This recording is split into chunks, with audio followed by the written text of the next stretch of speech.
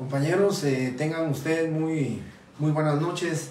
Les agradezco, como lo hago todos los viernes, en especial, ¿verdad? Hoy día viernes, les agradezco mucho que estén aquí presentes en la clase de Derecho Notarial, sección D. Muchas gracias que están aquí en el último día laboral de la semana, luego de haber iniciado nosotros después del descanso que tuvimos el día lunes. Hoy iniciamos entonces, compañeros, con el tema que nos ocupa. Decía en la otra sección que necesito quedar hoy en lo mismo, terminar ya de ver esto. Y el día lunes 29, porque la otra semana no tenemos clases, el día lunes 29 es necesario, y les digo casi obligatorio que estén en la clase, porque es el día que les voy a explicar las partes de la escritura pública, qué parte les voy a pedir yo a ustedes.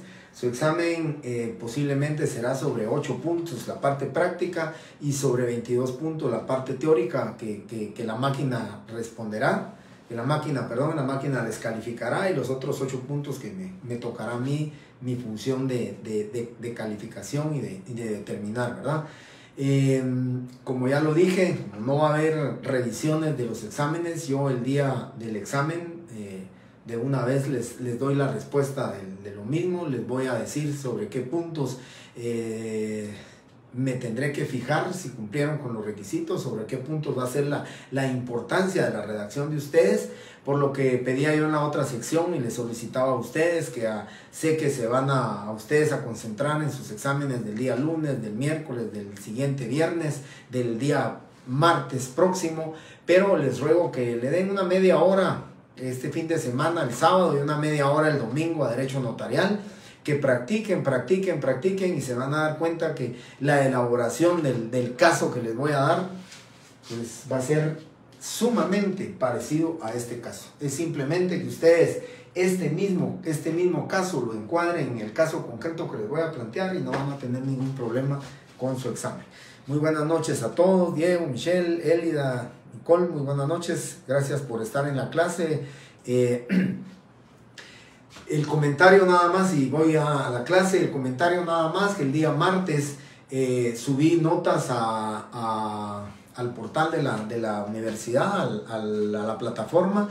Ya tienen ustedes las notas, que son lógicamente el fiel reflejo de las notas que yo les envié a ustedes por Classroom.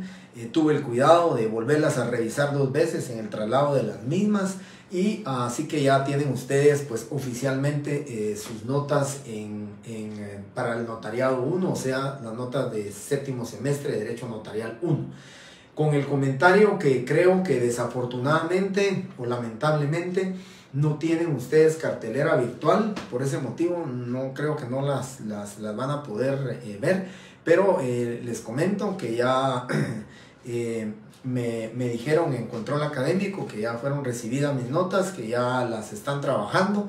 Les digo trabajando porque hasta el día de mañana nos dieron de plazo a todos los profesores para que subiéramos las notas a la plataforma de notas del control académico, a efecto de que pudieran ya ir ellos emitiendo los cuadros correspondientes con respecto a la primera retrasada que se celebró el día sábado pasado. Ya tengo los resultados, pero solamente estoy esperando que nos carguen el listado de las retrasadas para que yo pueda consignarles su nota correspondiente. Si en una semana más no he logrado que me den los cuadros de retrasada, pues lo que haré es que de alguna manera les publicaré a través de fotocopia, les publicaré los cuadros de la retrasada para que ustedes estén enterados del punteo que obtuvieron.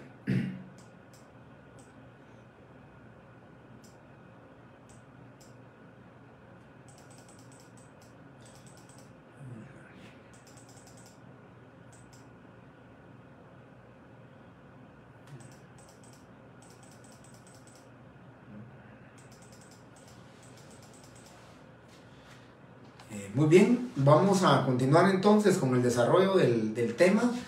Muy buenas noches a todos. Recordarán ustedes que ya vimos esta parte de la escritura pública, la comparecencia de desarrollos Inmobiliarios de Casa, Sociedad Anónima. Vimos la comparecencia de Julio Antonio Batres Mérida, la comparecencia de Carolina Mérida, que es mandataria, cómo acreditó su representación legal. Se hizo constar que tenía a la vista los documentos con los cuales, esto es plural, ¿verdad? Porque son tres representaciones legales las que se están acreditando, la de doña Suri, la de don Carlos y la de doña Carolina. Don Carlos, que es ejercicio de la patria potestad, doña Suri, que lo está haciendo en su calidad de gerente de la empresa, y doña Carolina en su calidad de mandataria de la hija, pues que ya es mayor de edad de ellos, ¿verdad? En la cláusula primera de la escritura pública, recuerdo, si no estoy mal, si no, por favor, si ustedes fueran tan amables, me lo dicen por mensaje. En la primera cláusula de la escritura pública, ya lo habíamos platicado, ahí lo que se hace es la descripción del bien, o sea, la descripción del derecho de propiedad, la descripción del bien que es objeto de la venta. Ahí recuerdo que lo leímos, que era la escritura, la finca número 22.390, folio 156 del libro 782 electrónico de Guatemala. En este tema, la cláusula primera, se hace la descripción de la finca, sus metros cuadrados, que tiene las medidas y colindancias que constan en su inscripción, y luego venimos a la cláusula segunda de la escritura pública, y recordarán ustedes que habíamos platicado. Segunda, continúa manifestando Suri Lima Santos de Gutiérrez en la calidad que comparece que por el precio de 145,000 quetzales que declara tener recibidos en este momento a su entera satisfacción, por medio de cheque del Sistema Bancario Nacional, vende la finca identificada en la cláusula anterior A. ¿Se recuerdan ustedes? El caso en concreto era que le vende la finca a los dos papás y a los dos hijos. El hijo menor de edad representado por el padre y la hija mayor de edad representada por su señora madre en su calidad de mandataria general con representación. Y luego decimos que por el precio de 145,000 quetzales que declara tener recibidos por medio de cheque del Sistema Bancario Nacional. Quiero comentarles que hice la búsqueda, no encontramos el artículo. Yo creo que les comenté, Superintendencia de Administración Tributaria, la Superintendencia de Bancos, también hice la consulta, y no hay un artículo que refiera de que es obligatorio que se haga constar que es por medio que exista esta situación. Lo que me decían a mí, se los comenté en la Superintendencia de Bancos y en la Superintendencia de Administración Tributaria, que para los efectos de la aplicación de la ley contra el lavado de dinero y contra el financiamiento del terrorismo, ¿verdad? Esto son situaciones que deben de motivar al notario a cumplir con hacer constar que no es pago en efectivo.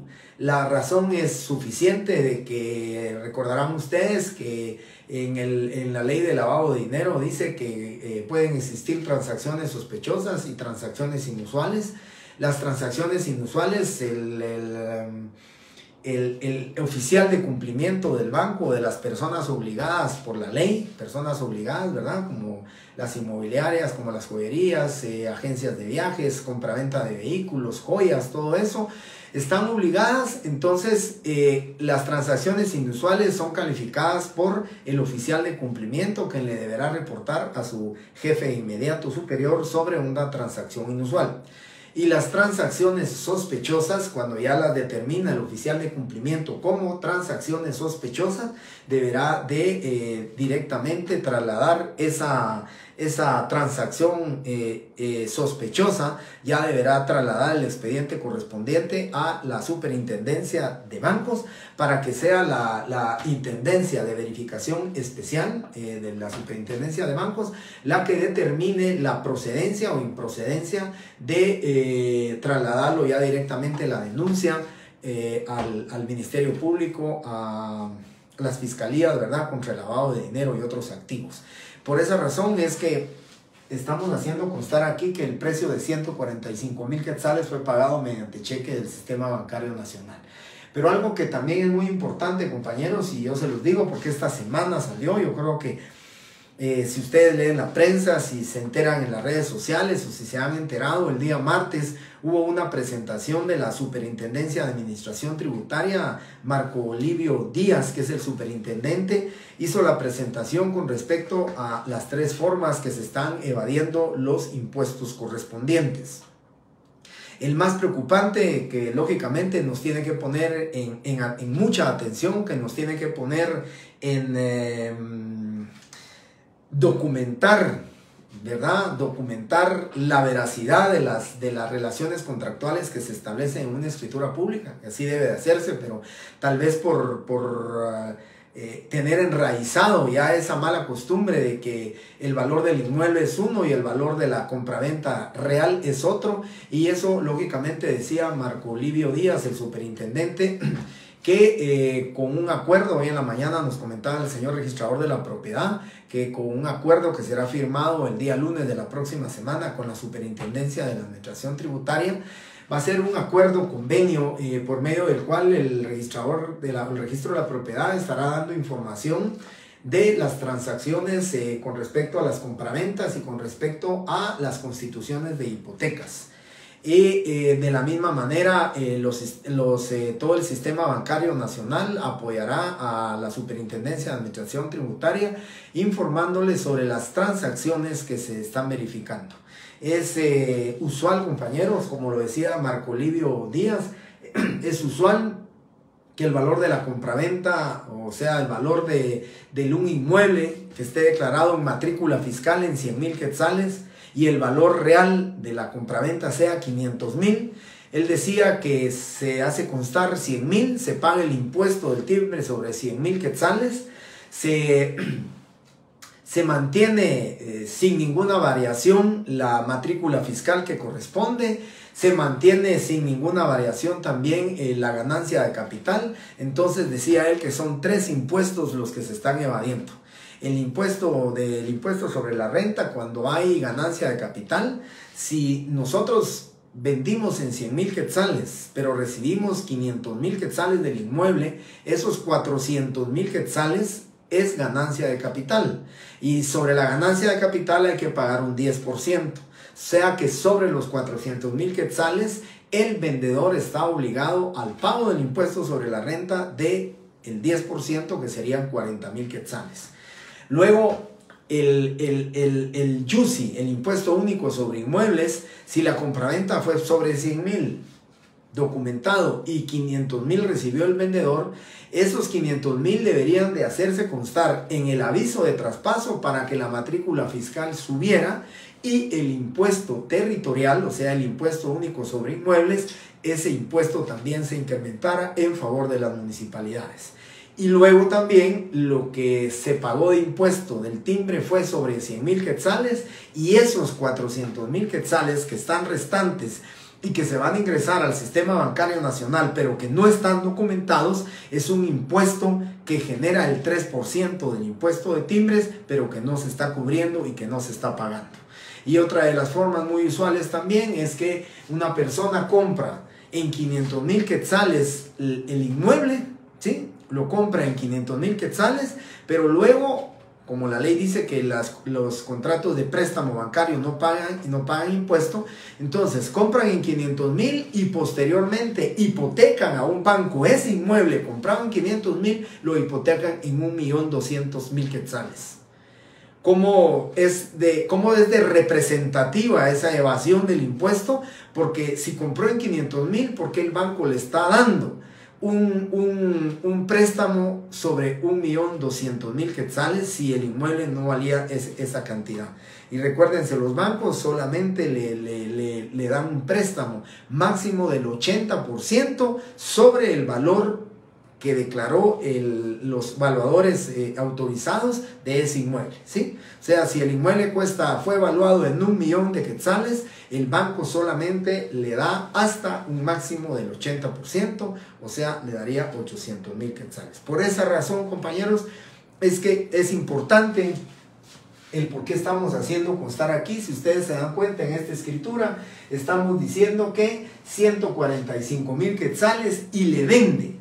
la finca identificada en la cláusula anterior a Carlos Antonio Batres Méndez, a Julio Antonio Batres Mérida, a Carolina Mérida Zurdia de Batres y Carolina Batres Mérida, con todo lo que de hecho y por derecho le corresponde a dicho bien, ¿sí? Ya le vendió entonces a los dos hijos y al papá y a la mamá, y ya tenemos ahí la compraventa. Y luego, dentro de esa misma cláusula segunda, se preguntarán ustedes por qué existe esa declaración. César dice, que en la escritura es valor de 300 quetzales, pero no recibió más que eso, es permitido. Eso es lo que yo le decía a Fran, ¿verdad? Que ese convenio conjunto entre los bancos, entre el registro de la propiedad y la superintendencia de bancos, con eso definitivamente, compañeros, creo que se va a terminar realmente esa mala práctica o esa costumbre, ¿verdad? Del cliente que dice, mire, yo voy a comprar sobre el valor que le voy a dar al señor es de 500,000 quetzales, pero le ponemos 100,000 porque la matrícula dice 100,000. Ahí hay evasión de impuestos y lógicamente ahora será el registro de la propiedad el que va a informar los valores correspondientes, y serán también los bancos los que van a fiscalizar, porque cuando usted llega al banco y va a ingresar un cheque de 500,000 quetzales, el banco le está pidiendo que demuestre la procedencia lícita de ese dinero, y la forma de demostrar la procedencia lícita es enseñando fotocopia de la escritura de compraventa. Pero vayan a saber ustedes que la escritura de compraventa dice 100,000 quetzales y él va a ingresar al banco un cheque por 500,000 quetzales, o uno por 100,000 y otro por 400,000.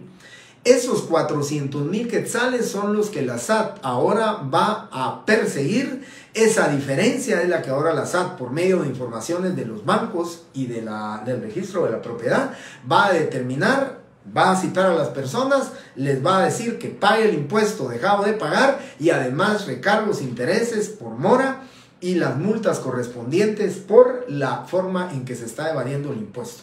Yo creo que ahora los notarios lo que vamos a tener que hacer es explicarles a nuestros clientes que nosotros no podemos también ser cómplices de esta actividad evasora tributariamente hablando, y entonces definitivamente le va a corresponder nosotros los notarios, en el entendido de que posiblemente nos van a bajar las escrituras, porque va a haber gente que posiblemente ha hecho sus cálculos para pagar un impuesto sobre 100,000 quetzales. Cuando se le diga que el valor del inmueble es 500,000, el valor real, y que va a tener que pagar el 3% sobre los 500,000, no sobre los 100,000, pues lógicamente nos va a ir disminuyendo el tema de las escrituras públicas, pero de alguna manera pues también el fisco, ¿verdad? Y la Superintendencia de Administración Tributaria tiene que irnos encuadrando en una cultura tributaria que lógicamente le hace falta a nuestro país.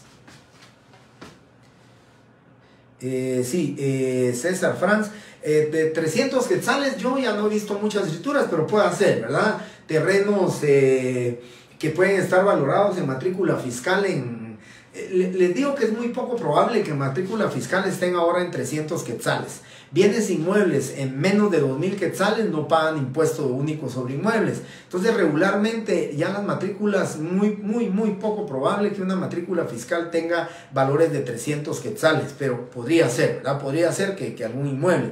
Pero lo mejor que podríamos hacer es decirle a nuestros clientes, en una de 300 quetzales ya no van a encontrar terrenos de 300 quetzales.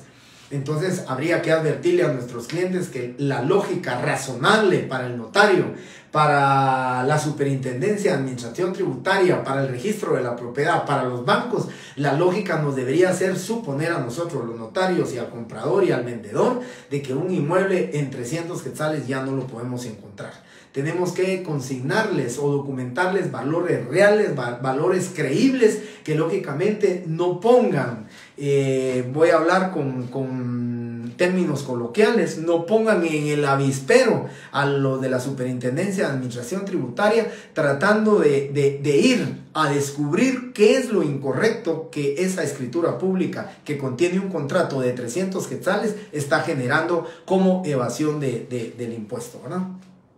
Bien, continúo entonces, compañeros. Les decía a ustedes Se preguntarán por qué declara Suri Lima Santos de Gutiérrez, bajo solemne juramento prestado de conformidad con la ley advertida de las penas relativas al delito de perjurio, que el bien inmueble que vende se encuentra declarado en matrícula fiscal municipal por la cantidad de 145,000 quetzales.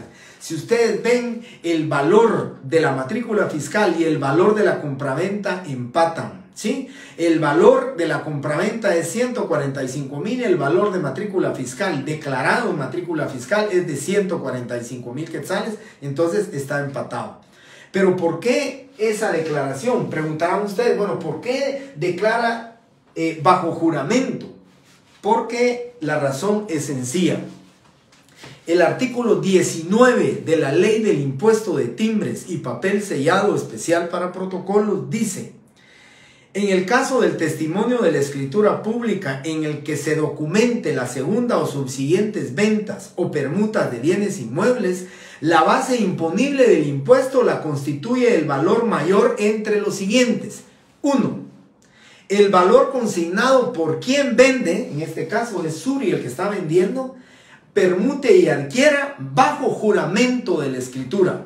Entonces dice que bajo juramento el vendedor debe declarar que ese valor que se está vendiendo el inmueble, ese es el mismo valor al que está declarado en matrícula fiscal. Y si fuera superior, pues lógicamente la ley lo permite. Si dice que se venden 500,000, pero el valor declarado es en 145,000, lo que estamos haciendo aquí sí es cumplir con nuestra obligación tributaria. Vamos a pagar impuestos sobre 500,000 quetzales, vamos a subir la matrícula fiscal hasta 500,000 quetzales cuando anteriormente estaba en 145,000, y por esa razón y por ese motivo debemos de hacer constar esto. La otra forma de hacer constar cuál es el valor, ¿sí?, el valor real del inmueble, el valor fiscal, el valor municipal, el declarado en matrícula, dice el valor establecido por un valuador autorizado. Un valuador autorizado por el Ministerio de Finanzas puede dar el valor del inmueble y puede decir que está declarado en esto. Y la otra forma es el valor inscrito por el contribuyente en la matrícula fiscal o municipal. Significa que si no declaramos bajo juramento el valor del inmueble, debemos de acompañar al testimonio para que nos lo puedan inscribir, o acompañamos el avalúo de un valuador autorizado en el testimonio, o acompañamos una certificación del secretario municipal de la municipalidad en cuya jurisdicción se encuentre el inmueble, para los efectos de que se pueda determinar cuál es el valor declarado en matrícula fiscal. Esos son los tres documentos, ya son las tres formas en que se va a declarar el valor del inmueble, o sea, el de la matrícula, y por esa razón yo siento que el más sencillo, el que no tenemos que obtener una documentación, pues el más sencillo es que el vendedor declare bajo juramento que ese es el valor del inmueble declarado en matrícula fiscal, que ese es el valor real de la venta y que sobre ese valor se está pagando el impuesto que corresponde, ¿sí? Hasta ahí vamos entonces con el tema de la compraventa. Luego, dentro de la misma escritura viene la cláusula tercera, compañeros, y la cláusula tercera es en cumplimiento de lo que establece el artículo 30 del Código de Notariado, que dice: en todo acto o contrato, el otorgante que se obligue hará constar de manera expresa si sobre los bienes que motivan el acto o contrato existen o no gravámenes o limitaciones, cuando estos puedan afectar los derechos del otro otorgante, y el notario les advertirá las responsabilidades en que incurran si así no lo hicieren. ¿Qué significa? Estamos cumpliendo con la obligación que tiene toda persona que se obligue en una escritura pública, en un contrato. Estamos cumpliendo con esa obligación que exige y que pide la ley, que debe de hacerse constar en el instrumento público. ¿Y qué dice entonces aquí en cumplimiento del artículo tercero? Dice: ¿quién declara? La vendedora. Dice: por advertencia que le hace el infrascrito notario Suri Lima Santos de Gutiérrez, en la calidad con que actúa, manifiesta que sobre el bien que vende no pesan gravámenes, anotaciones ni limitaciones que puedan afectar los derechos de la parte compradora, y que se encuentre enterada de las responsabilidades en que incurre si no fuere cierto, por advertencia del infrascrito notario. El notario le advierte, el notario le dice, usted está obligada a declarar, ¿sí?, de que no pesan gravámenes, anotaciones ni limitaciones y lógicamente sin perjuicio, ¿verdad?, del derecho de la parte compradora a su derecho del saneamiento, ¿verdad? Ese derecho del saneamiento siempre lo vamos a tener. Así que aquí estaríamos terminando entonces la cláusula tercera de la escritura en cumplimiento del artículo 30 del Código Notarial. Recuerdo y les digo, siempre, compañeros, es importante que todos los artículos que yo les refiera, que yo les lea en clase, ustedes tienen que leerlo, tienen que aprenderlo y lógicamente subrayarlo, porque el día del examen pues, van a tener ustedes la gran fortuna, lo digo, que van a tener su código, sus copias, sus leyes, van a tener ustedes su teléfono, van a tener una computadora y como escuchaba yo a un profesor que decía que a veces hasta porras tienen ustedes cuando están haciendo su examen y entonces, compañeros, van a tener o tienen muchas de las llamémosles muchas herramientas, muchas ayudas para que ustedes puedan elaborar un buen examen. Bien, y luego en la cláusula cuarta, recuérdense que la compraventa debe ser aceptada. Entonces dice cuarta, por su parte Carlos Antonio Batres Méndez y Carolina Mérida Zurdia de Batres manifiestan que en los términos relacionados aceptan la venta del inmueble que se le hace a ellos y a sus respectivos representados.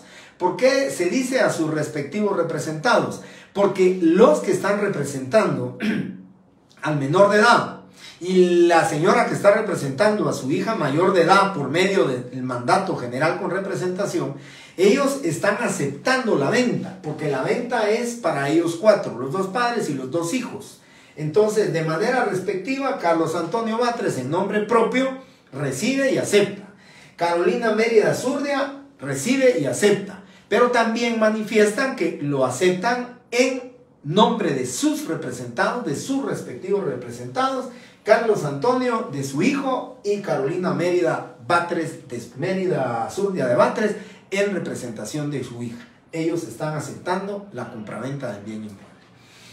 Y luego viene la parte final, la parte denominada cierre, que ya lo vamos a ir viendo. Quiero comentarles, y tal y como una compañera en la otra clase lo hacía, y yo les comentaba por qué. Ella me preguntaba por qué hay dos veces la palabra doy fe aquí y doy fe al final. Yo le decía que es una práctica mía, es una costumbre mía de redactar de esta manera. El doy fe final es prácticamente de toda la redacción, de todo el instrumento público.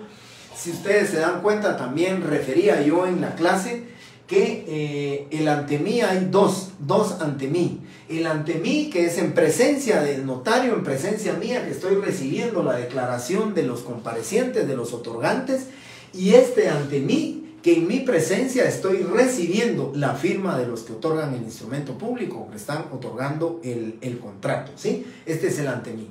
Y aquí hay dos veces doy fe.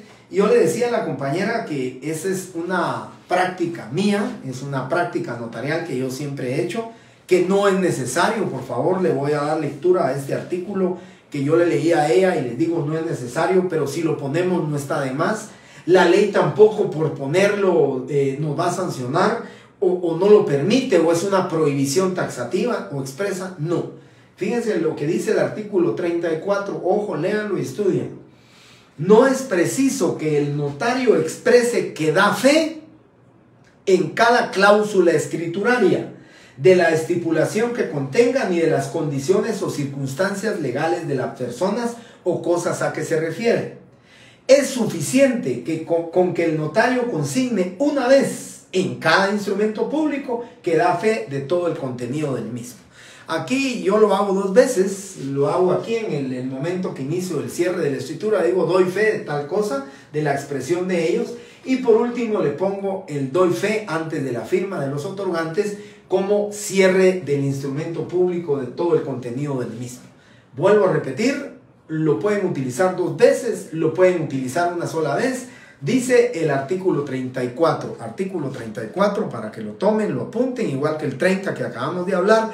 Les comento y les digo, el artículo 34 simplemente dice, ¿verdad?, que no es necesario. Sin embargo, no dice, es prohibido que el notario dé 2 veces, no. Dice, no es necesario. Pero si lo hacen, y si lo hacemos, y si 2 veces lo hacemos, o si al cierre de cada cláusula quisiéramos decir doy fe, se puede hacer. Pero lo que dice la ley en su artículo 34 es que no es necesario que en cada cláusula lo hagamos. Y luego inicio entonces con esto, el infrascrito notario doy fe a que todo lo escrito me fue expuesto. B, que tengo a la vista el documento de identificación relacionado. Eso, por favor, compañeros, tengan cuidado en su examen, mucho cuidado, porque si ustedes lo copian o si ustedes no lo han estudiado, no lo han practicado, pueden cometer el error. Fíjense que algo muy importante, y eso sí lo califico en un cierre de la escritura, si identificaron de 3 comparecientes, ustedes identifican a 2 como personas de su conocimiento, al cierre de la escritura solamente tienen que decir que tuvieron a la vista un documento de identificación. Pero regularmente cuando lo llevan copiado o cuando lo copian o cuando no analizan el caso, si me ponen tengo a la vista los documentos de identificación relacionados y solamente uno documento tuvieron a la vista, eso es incorrecto. Eso es motivo de sancionar en el examen con rebaja de puntos porque no es cierto. Solamente tuvo un documento de identificación a la vista. Entonces, por eso, si ustedes se dan cuenta, aquí lo está diciendo claro, ¿verdad? Que tengo a la vista el documento de identificación relacionado. ¿Por qué razón? Porque al único que estamos identificando por medio del documento de identificación es a Julio Antonio Batres Mérida. Porque a Suri Lima Santos la identificamos como doy fe de conocerla. Y a doña Carolina Mérida Zurdia de Batres la identificamos por medio de los 2 testigos civilmente capaces, idóneos y de mi conocimiento, tales y tales y tales. Por eso el cuidado que tienen que tener si yo les llegara a pedir un cierre de escritura. Y luego que tengo a la y así como testimonio de la escritura pública número 56 de fecha 13 de agosto del 2018, autorizada en esta ciudad capital por el notario José Estuardo Mendizábal Quiñones, documento con el cual se acredita la propiedad del bien inmueble que se vende. Importante, compañeros, yo les decía en la otra clase y se los quiero repetir. Es importante, compañeros, que ustedes tengan a la vista el documento con el cual se acredita no solo la representación, sino con el cual se acredita la propiedad del bien inmueble que se está vendiendo, o de los bienes inmuebles, o de los bienes muebles que se están vendiendo, que se están enajenando, que se están hipotecando, que se están pignorando en el caso de los bienes muebles.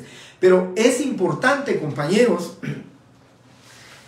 Pero yo decía en la otra clase que para mí el documento más idóneo, el documento perfecto para acreditar la propiedad de un bien inmueble debe ser el testimonio de una escritura pública. Pago de sus impuestos por medio de timbres fiscales, la razón del registro general de la propiedad y el testimonio con el cual la persona está demostrando que es propietario. ¿Qué otro documento pueden tener a la vista? Pueden tener a la vista el otro documento que acredita la propiedad de un bien inmueble o de un bien mueble. El otro documento con el cual se puede acreditar la propiedad es por medio de una certificación extendida por el Registro General de la Propiedad, por medio del cual se tiene todas las inscripciones registrales. Pero yo decía en la otra sección, el tema es que la certificación del registro de la propiedad de una finca puede ser obtenida por cualquier persona. Lo puede hacer en línea, puede ir al registro de la propiedad, llena un formulario, hace su pago correspondiente, le entregan la certificación y vaya usted a saber como notario si realmente la persona que está demostrando con esa certificación es realmente el propietario, ¿sí? Porque recuérdense que se lo pueden dar a cualquier persona.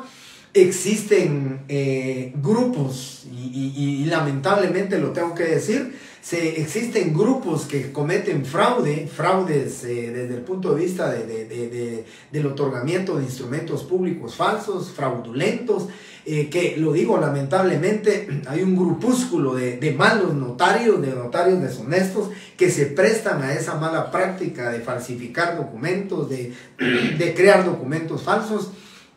Entonces decía yo que el documento más idóneo es este. ¿Por qué razón? Porque este documento lo custodia, lo guarda, lo protege, ¿sí? El propietario, y lo tendrá desde que compró su inmueble, lo va a tener guardado, lo va a tener conservado.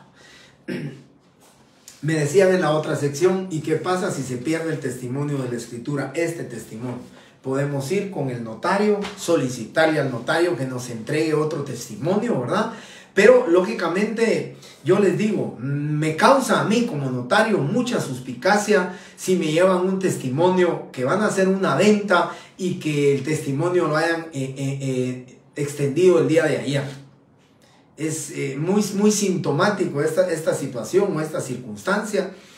Yo por algunas situaciones llamémosle por algunas experiencias, malas experiencias que se han tenido, que hemos tenido en la empresa donde yo asesoro, soy cuidadoso que cuando me piden un testimonio de la escritura pública, no se lo entrego a cualquier persona.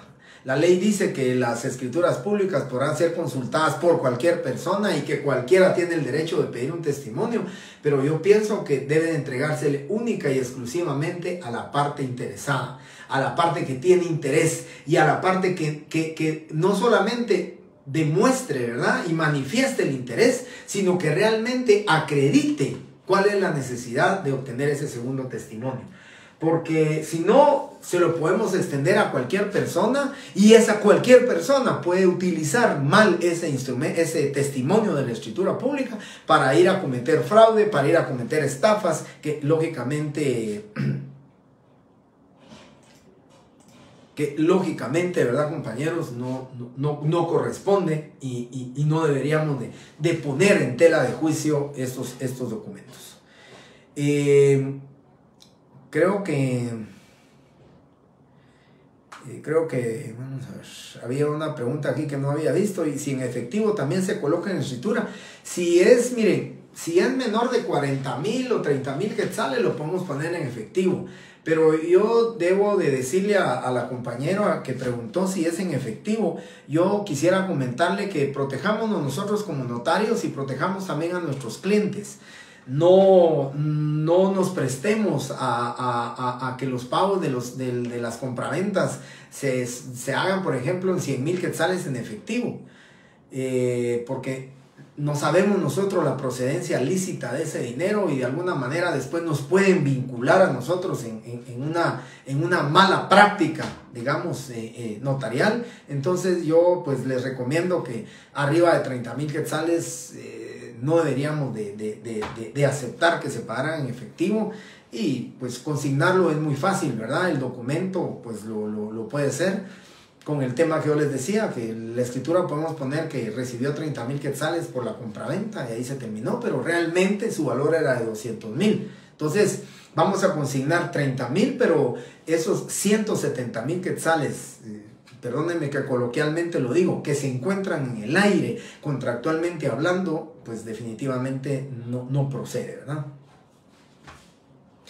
Alan, se ha dado casos en que venden propiedades. Yo supe un caso cuando es la mala práctica que usted indica.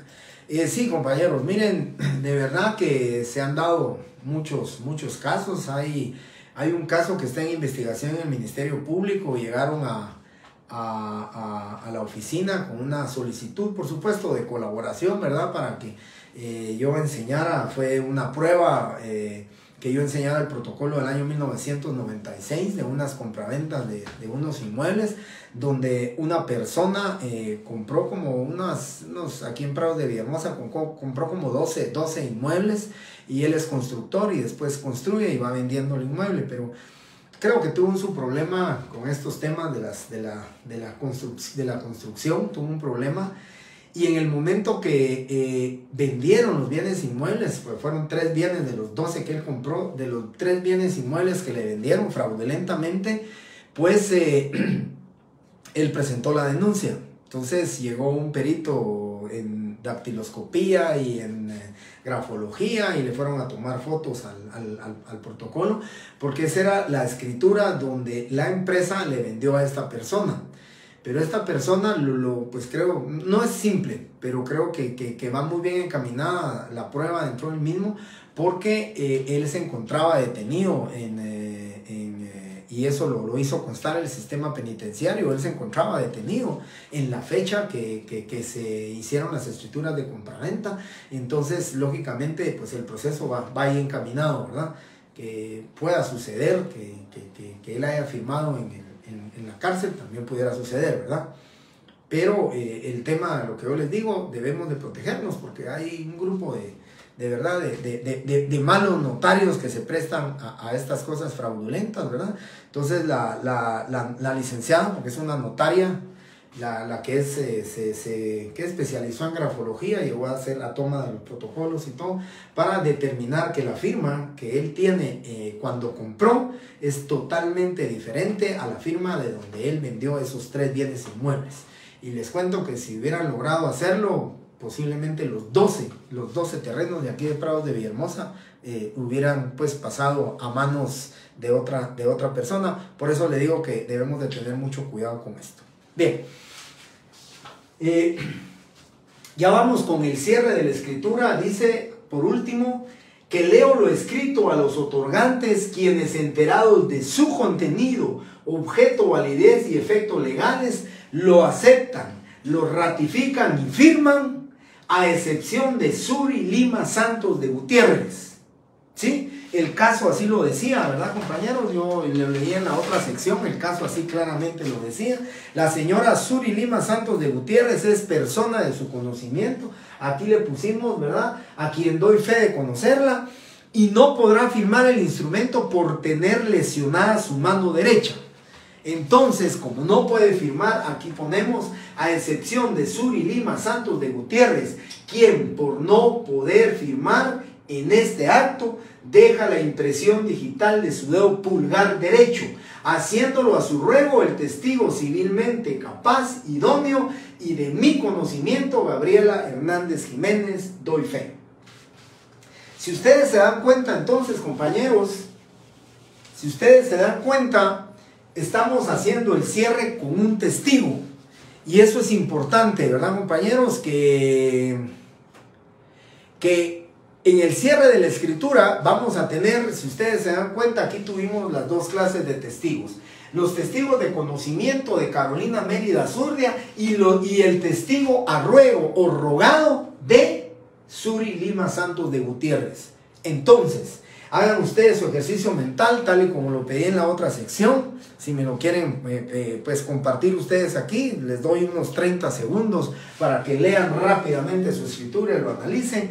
Mi pregunta es, ¿cuántas firmas, sin la del notario, cuántas firmas vamos a encontrar en el documento, aparte de la impresión digital que obligatoriamente tiene que estar, que es la de Suri Lima Santos de Gutiérrez? Ella va a poner su impresión digital de su dedo pulgar de la mano derecha, lo va a hacer a ruego el testigo. Entonces, en 30 segundos, si ustedes quieren, y ya están iniciando los 30 segundos que les estoy dando, pueden ustedes hacer su cómputo. ¿Cuántas firmas deben de ir aparte del notario? ¿Sí? Ustedes van a decir, son 3, son 4, son 5, son 6 firmas, sin la del notario, ¿sí? Sin contar la del notario, porque la del notario va a ir después, precedida de las palabras ante mí. Entonces, ya estamos por terminar los 30 segundos. Alan dice que son 3 firmas. Terminamos los 30 segundos. Bueno, analicemos entonces.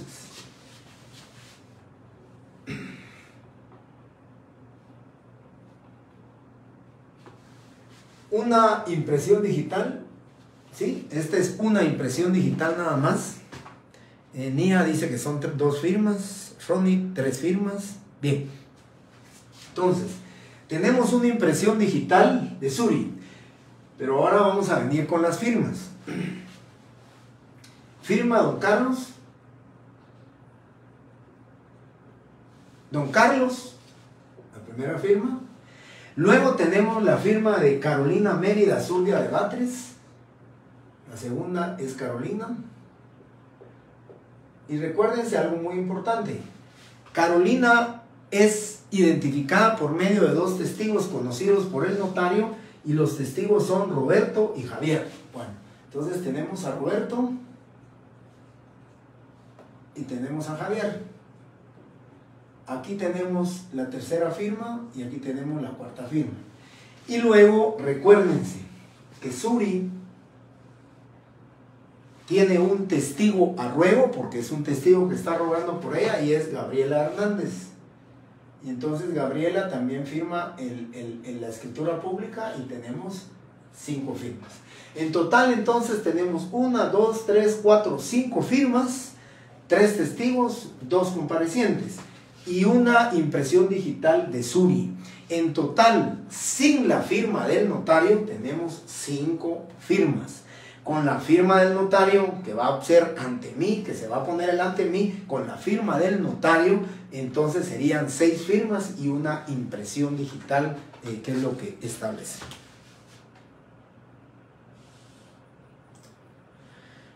Bien, Elida,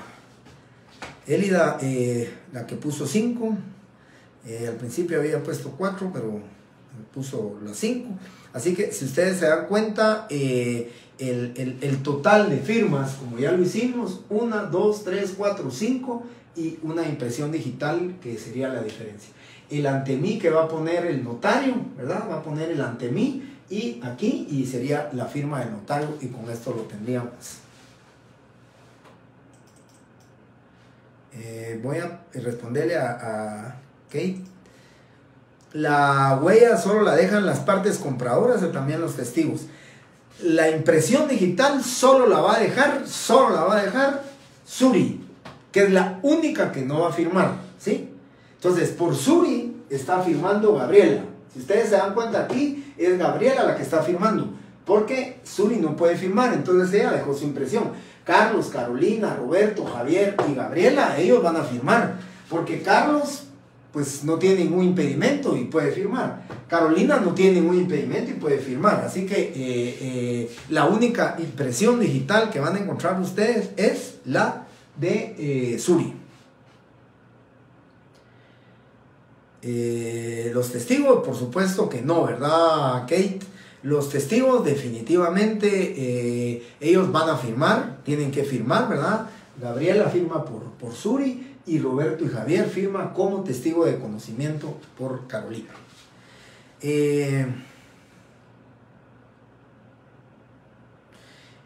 Una consulta, si él fuera el notario el que no pudiera firmar, no, compañeros, definitivamente sí. Y por ejemplo, me pongo en mi caso, ¿verdad? Me quiebro mi mano y no puedo firmar, pues ahí tengo, recuérdense ustedes, recordemos, vamos para clases atrás del primer semestre. ¿Qué impedimento tendría yo ahí? Ustedes lo saben. Acuérdense que eran impedimentos físicos y materiales. Yo tendría un impedimento físico para ejercer el notariado en ese momento si yo no puedo firmar. Recuérdense que el artículo 31 dice: como requisito esencial del instrumento, las firmas de todos los que intervienen en el acto contrato, o sea, la del notario. Sin la firma del notario no hay principio de autenticidad, no hay actividad autenticadora del notario, por consiguiente no se puede. Si yo tengo quebrada mi mano, tengo impedimento para ejercer el notariado y definitivamente no voy a poder elaborar instrumentos públicos mientras yo no pueda firmar. Y si fuera, llamémosle, fuera permanente, digamos, el que mi mano que fuera permanente, pues tendría que aprender a firmar con mi mano izquierda para poder firmar el instrumento público y hacerme. Pero no hay ninguna otra manera de sustituir la firma del notario, no hay manera de hacerlo. Ajá.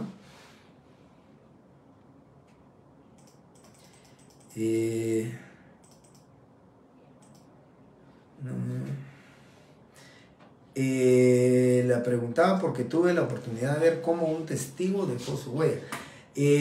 Quisiera ver el documento, ¿ok?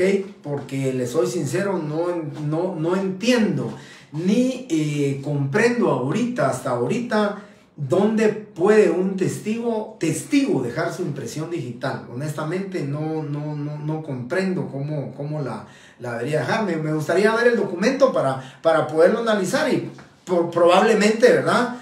Algún notario lo hizo constar así, pero hasta en mi conocimiento, en mis años que tengo de ejercicio profesional, un testigo no puede dejar la impresión digital porque el testigo,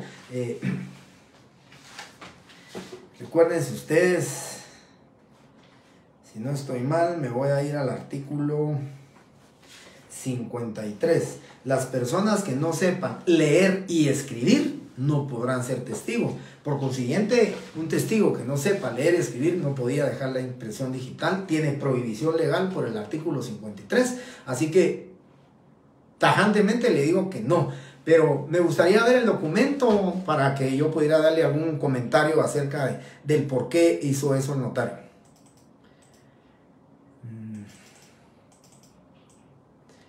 Luego, Suseli, ¿verdad? Es que Suri no puede firmar porque está lesionada de la mano, por eso deja su impresión. Así es. Suseli, yo le respondo que Suri no puede firmar porque tiene, digamos, quebrada la mano, totalmente enyesada, y no va a poder firmar. Entonces puede poner la impresión digital de su mano, de pulgar izquierdo, dice la ley, o el derecho, ¿verdad? Imagínense que tenga enyesada la mano, pero tenga de fuera su pulgar derecho, pone su impresión digital y sin ningún problema puede dejarlo, ¿verdad? Ese es en el caso de... Recuérdense que la ley dice no puede o no sabe. No sabe es porque no sabe leer y escribir el otorgante. Entonces, como no sabe, entonces lo van a poner. ¿Quién por no saber firmar? En el caso de Suri estamos diciendo ¿quién por no poder? Porque no puede. Ella sí sabe, pero no puede. Ese es el tema. Pero sí, Suseli, así le respondo, ¿verdad? No puede firmar porque está lesionada, por eso dejó su impresión digital. No había otra manera. Si no supiera, pues ahí sí, ¿verdad? La va a dejar porque no sabe. Y si el notario, por prevenir de futuros problemas, les pide que dejen su impresión digital. Bien, Alan, yo ya he visto escrituras donde el notario dice, aceptan, ratifican y firman el instrumento público. Y en prueba de certeza y seguridad jurídica, dice, además deja la impresión digital de su dedo pulgar de la mano derecha. Eso yo lo he visto en alguna práctica notarial, sí lo he visto y se puede hacer. Lo único que yo les digo a ustedes, mis alumnos, o lo comento con mis amigos que ejercemos la profesión de notario, que eso causa mucha suspicacia. ¿Por qué le vamos a poner la impresión digital y además la firma? ¿Verdad? Eso causa, y además de la firma, la impresión digital. ¿Qué tenemos pena? ¿Qué tenemos miedo nosotros si tenemos la fe pública como notarios de que están firmando en nuestra presencia? ¿Sí? Que Carolina firmaron en mi presencia, que Suri dejó su impresión digital. No tenemos por qué dubitar o poner en duda nosotros mismos nuestra fe pública. La fe pública de nosotros es, ante mí significa que firmaron en mi presencia. Pero si ponemos y además deja la impresión digital, es como decir, mire, tengo duda de que no sea la firma de ellos, mejor que dejen la impresión digital. Si la ley no lo obliga al notario, no hay que hacerlo.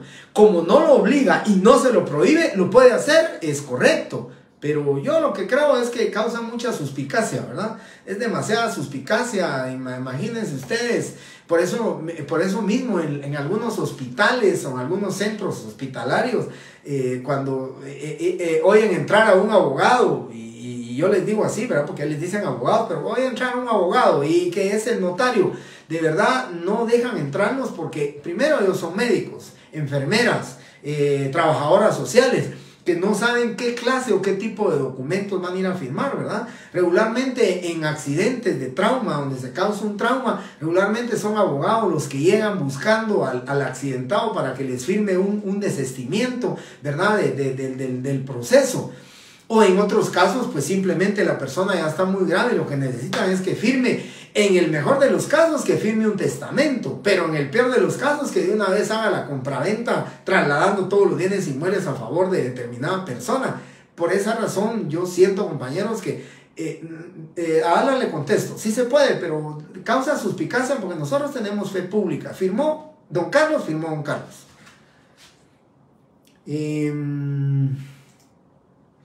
Bien, ahí estamos entonces, compañeros. Solo quiero agregar algo más, porque esto, yo sé, les interesa mucho los exámenes, pero como ustedes vienen siempre a clases, miren, la verdad es que casi siempre miro los mismos nombres, los que están aquí.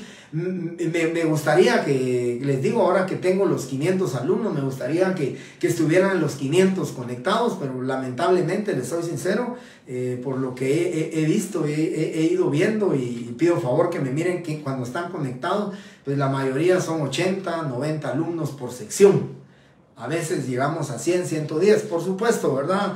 Me queda la satisfacción de que posteriormente el video lo miran, que ya lo han visto, que 400, 500 personas, entre algunos alumnos de otras secciones, entre algunos alumnos de otros semestres, algunos de mis alumnos que me han pedido autorización para ingresar porque están estudiando para su privado, entonces me comentan que quieren pues refrescar un tanto estos temas, y por eso es que algunos ingresan en la clase.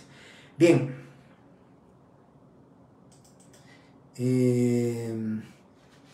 Elida, muchas gracias, me da una buena noticia, hay 115 alumnos conectados, de la sección de ustedes son 265, estamos hablando que es menos del 50%, ¿verdad?, de los que están conectados, pero les agradezco a los 115 alumnos que están conectados, les agradezco, eso me motiva a mí, el saber de que ustedes están atentos, día viernes, 7:30 de la noche, que ustedes estén aquí. Bien,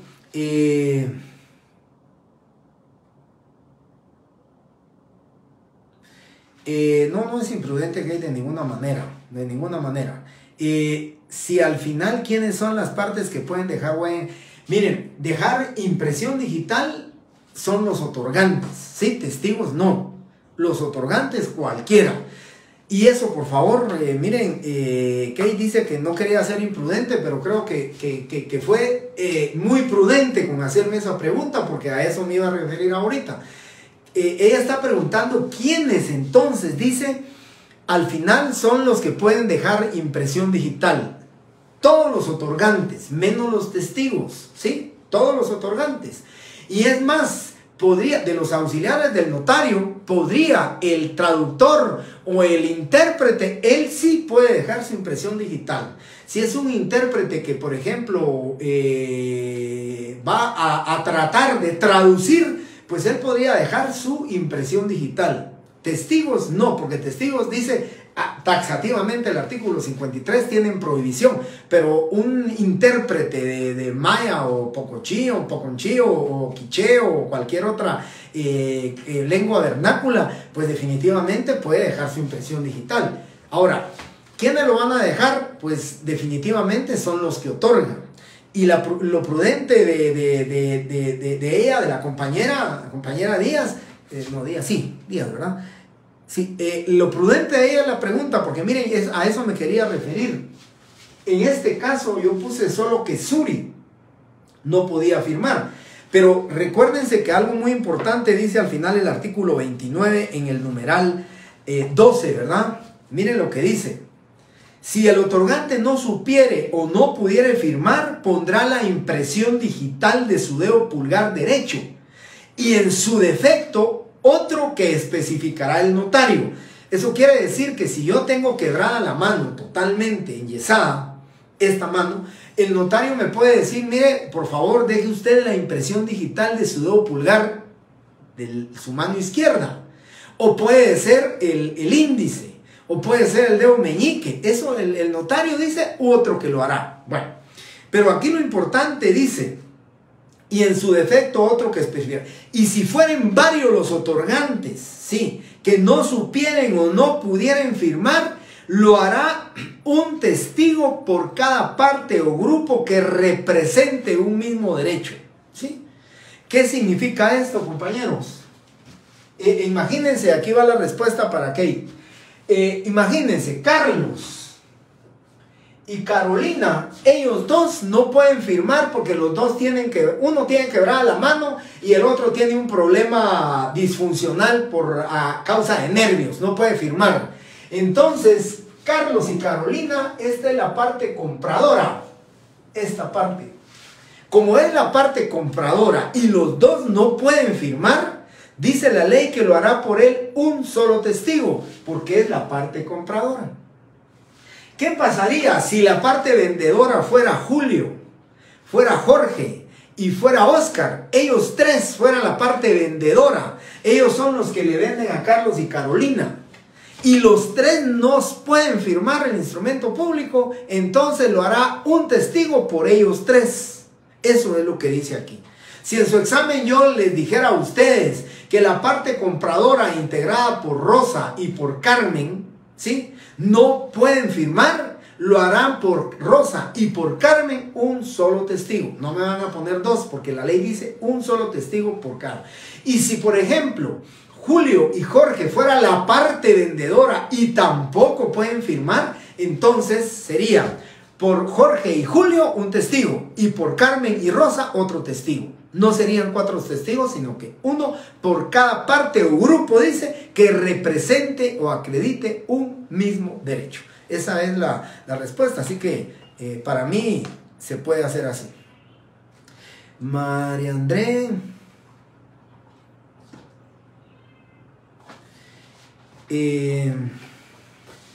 En el artículo 53, María Andrea, ahí dice claramente que el testigo que no sabe o no puede firmar, definitivamente no puede ser testigo. Ahora, quisiera adelantarme tal vez a la imaginación que María Andrea tiene, que el testigo, por ejemplo, que el testigo no es que no sepa leer y no es que no sepa escribir, sencillamente el testigo también tiene quebrada la mano, ¿sí? Y no puede firmar, buscamos otro testigo. Pero el testigo no puede dejar su impresión digital. El testigo tiene que firmar, porque ¿qué dice el artículo 29? Dice: si el otorgante no supiere o no pudiera firmar, pondrá la impresión digital de su dedo pulgar, el otorgante, y en su defecto otro que especificará el notario. Pero miren, aquí viene la palabra importante y la respuesta para María André. ¿Sí? Artículo 29, numeral 12. Firmando por él un testigo. ¿Qué es lo que dice el artículo 29? Firmando. Es firma lo que necesita, no es impresión digital.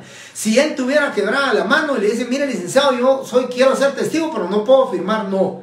El artículo 29 dice que el testigo firmando por el que no pueda firmar. No dice que puede poner la impresión digital. Aquí está en sentido contrario la limitación, en sentido contrario la prohibición. No hay un artículo, María André, que expresamente diga el testigo no puede dejar la impresión digital, no. Pero la interpretación de la norma contenida en el artículo 29, numeral 12, dice: firmando por él un testigo. ¿Qué significa? Firma es la manera gráfica de que él está aceptando ser testigo y que está apoyando y auxiliando al notario. Impresión digital, definitivamente testigo no puede. Ahí estamos entonces, artículo 53, correcto lo que dice Alan. Anaí Gutiérrez dice: y tiene que firmar un testigo a ruego a favor del intérprete que no puede firmar. Es correcto, correctamente. Se me olvidó apuntar eso, pero Anaí lo está diciendo muy correctamente.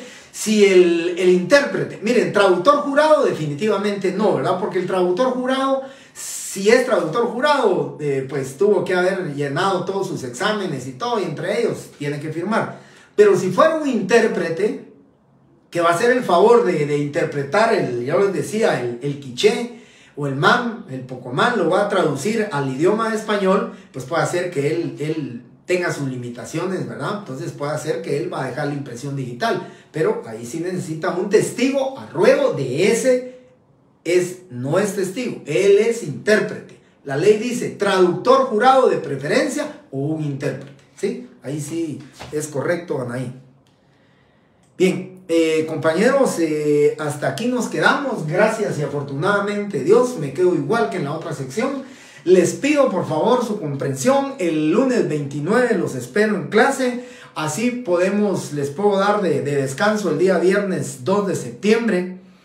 Para que ustedes no tengamos clase después de su examen. El examen se lo resuelvo ese mismo día a las 9 de la noche. Se lo resuelvo y el día viernes tendríamos descanso. Pero les ruego por favor el día 29 que sí estén en la clase, porque les voy a decir de dónde a dónde es la parte llamada introducción, de dónde a dónde la parte llamada cuerpo, de dónde a dónde la parte llamada cierre de la escritura, y tenemos que ver las clases de escrituras públicas desde el punto de vista notarial, principales, secundarias, accesorias o canceladas.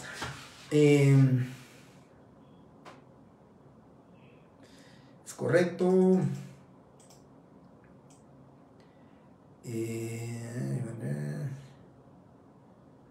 En el caso de que alguno de los otorgantes tuviera lesionadas las dos manos, solo quedaría la firma del testigo. Ronnie Marroquín. Sí, Ronnie, ahorita le contesto. Solo quiero ver que la otra pregunta para ver si la respondo. Sí, Marlon. Aunque exista la firma de ese testigo, ¿cuál es la manera gráfica de aceptar un contrato, una escritura pública? La manera gráfica es la firma del otorgante o la impresión digital. La impresión digital tiene que estar aunque van a firmar un testigo. Si no, imagínense qué inseguridad jurídica. Viene el notario y viene y le dice a cualquier testigo, miren, firmen por Anaí, pero Anaí no está presente y Anaí no está de acuerdo con el instrumento. Definitivamente no. Tiene que estar la impresión digital o la firma de los otorgantes. Cualquiera de las dos cosas, son la impresión o la firma. Néstor, el examen es a las 8 de la noche, a las 20 horas para las dos secciones. Sí, las partes del instrumento público no solo las voy a mencionar, se las voy a explicar, porque eso es lo que voy a preguntar en el examen. En el examen les voy a pedir un cierre o una comparecencia o introducción, pero eso se los voy a decir. Solo me faltó una pregunta que me corrí, pero ahorita creo que es Ronnie. Ronnie, solo voy a contestar rápidamente esto. En la otra sección, en las secciones del año 2021, del 2020, 2019, siempre me hacen esta pregunta. ¿Qué pasa si la persona no tiene? Porque usted está diciendo aquí que alguno de los otorgantes tuviera lesionadas las dos manos, pero lesionadas hasta dónde que no pueda poner su impresión digital. Porque si ustedes se dan cuenta, a alguien que le enyesan su mano, regularmente le dejan los pulgares o le dejan los dedos libres. Entonces podría poner la impresión digital y ahí no tendríamos ningún problema. O como dice la ley, si no es el lado derecho, puede ser el lado izquierdo, cualquiera de esos. O sea, eso definitivamente es el notario el que va a decir, mire, ponga su impresión digital a ver de qué manera lo puede poner. En el peor de los casos, porque siempre me hacen esa pregunta, mano, y usted me dice en uno de los buenos casos, ¿verdad? Que dice, si tuviera lesionadas las dos manos. Pero me han preguntado en las secciones, ¿qué pasaría si no tiene las manos la persona? Recuérdense que hay muchas personas que no tienen sus manos, pero tienen garfios. Y con eso pueden tomar un lapicero y pueden firmar. Recuerden también, la manera gráfica es la firma, y la ley no dice que la firma debe hacerla con las manos. Ustedes han visto pinturas, pero preciosas, unas obras de arte de personas que el pincel lo toman con la boca y hacen si la persona puede tomar con la boca el lapicero y de manera gráfica hacer constar ahí su aceptación, lo puede hacer, ¿verdad? Ese es en los casos.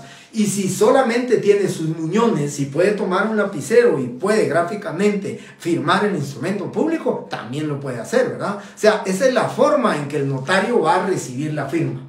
Y en el peor de los casos, yo asesoré una tesis de una compañera que escribió acerca de los testigos a ruego, y ella escribía sobre un caso en concreto que ella investigó en un tribunal donde la persona no tenía sus cuatro miembros, ¿verdad? No tenía ni pies ni manos, y no había la forma en que él pudiera, digamos, gráficamente aceptar el instrumento público.